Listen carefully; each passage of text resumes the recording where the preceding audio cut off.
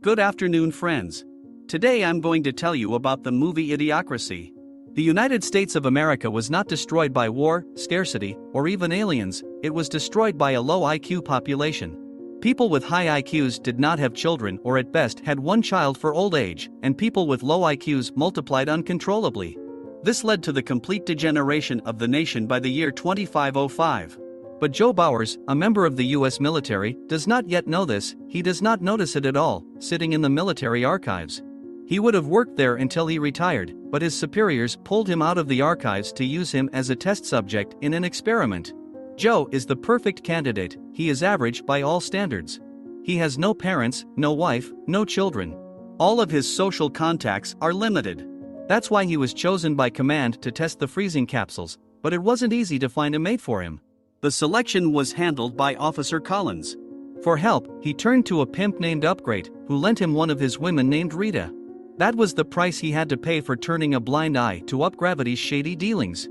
Rita and Joe will be frozen for a year, after which they will be unfrozen and tested to see how well the technology works. Joe and Rita saw each other for the first time shortly before they were frozen. Rita didn't want to say who she was, so she called herself an artist. When they were placed in the pods, the unexpected happened.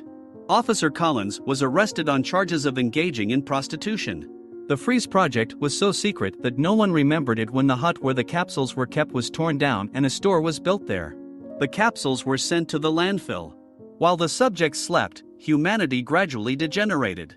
Garbage accumulated, and at some point, there was so much that a garbage avalanche came down, freeing the capsules from under the tons of waste. Joe's capsule flew straight into Frito's apartment, Rita's capsule flew across town. On impact, the lid opened, and Bowers climbed out. He doesn't recognize the place where he is. He tries to talk to Frito, but he is so engrossed in a show where the main character gets kicked in the nuts that he just throws the uninvited guest out the window. Joe walks down the street and sees destruction, piles of garbage, and aggressive people. Every time he tried to talk to them, they pounced on him, making unintelligible noises mixed with ordinary words. Joe's own speech seemed mannered and ephemeral to them. After defrosting, Joe felt unwell. Feeling unwell, he finds a hospital and goes to the front desk. The girl listens to his complaints and sends him for a general examination, after which he is taken to Dr. Lexus' office. Here Bowers learns that he is in 2505. Dr. Lexus notices that there is no barcode tattoo on Joe's wrist. He panics, calls the police, and Joe manages to escape. During the day, he hides out in a movie theater showing the blockbuster of the year, which has won many awards, including several Oscars. For 90 minutes, an ass is shown on the screen, which periodically makes distinctive noises.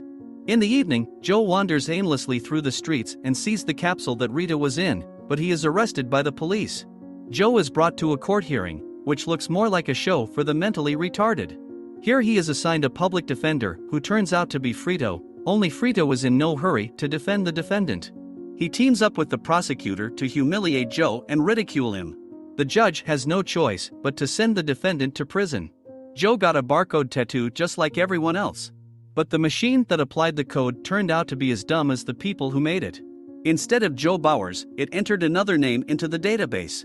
Then it sent him to take an intelligence test, which a potty-trained child could have handled. After all the checks, Joe was taken to the prison, where he did not stay more than a few minutes. He went up to the guard and told him that he was supposed to be released today. The guard decided that Joe was just dumb and couldn't find the right line and sent him on his way out. So Joe, now called Sure Not, was released. When he escaped, he came up with a plan to fix everything that had happened to him. He decided that since it was the distant future, there must be a time machine.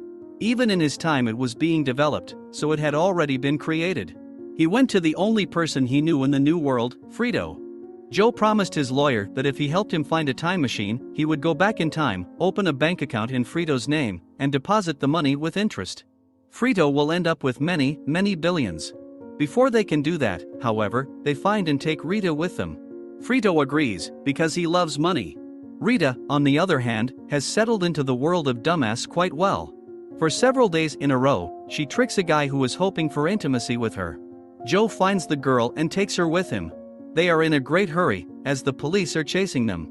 Frito's car battery runs out, and the three of them have to walk to the incredible size of the mall.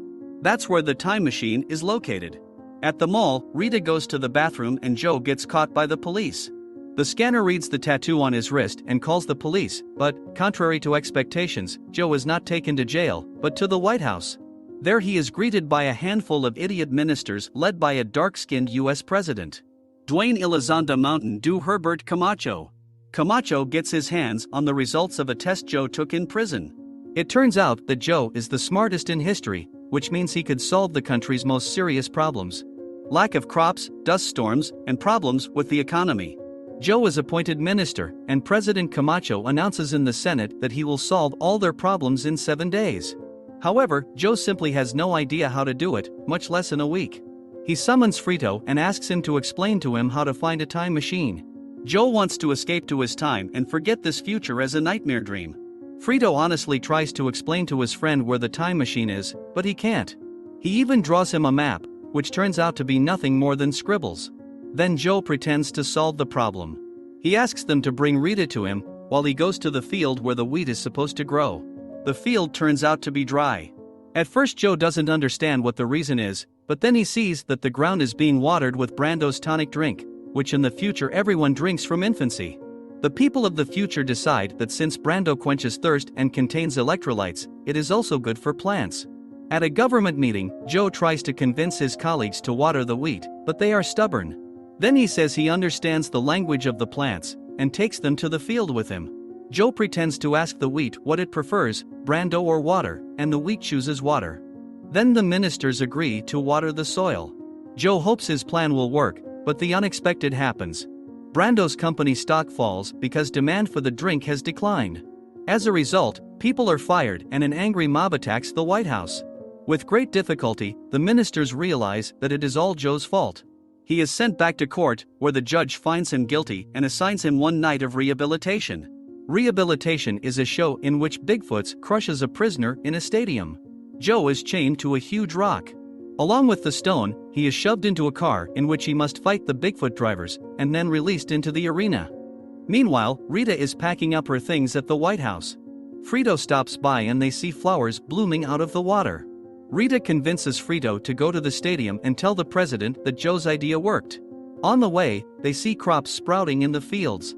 They wouldn't make it before the show started, but there was a hiccup at the stadium.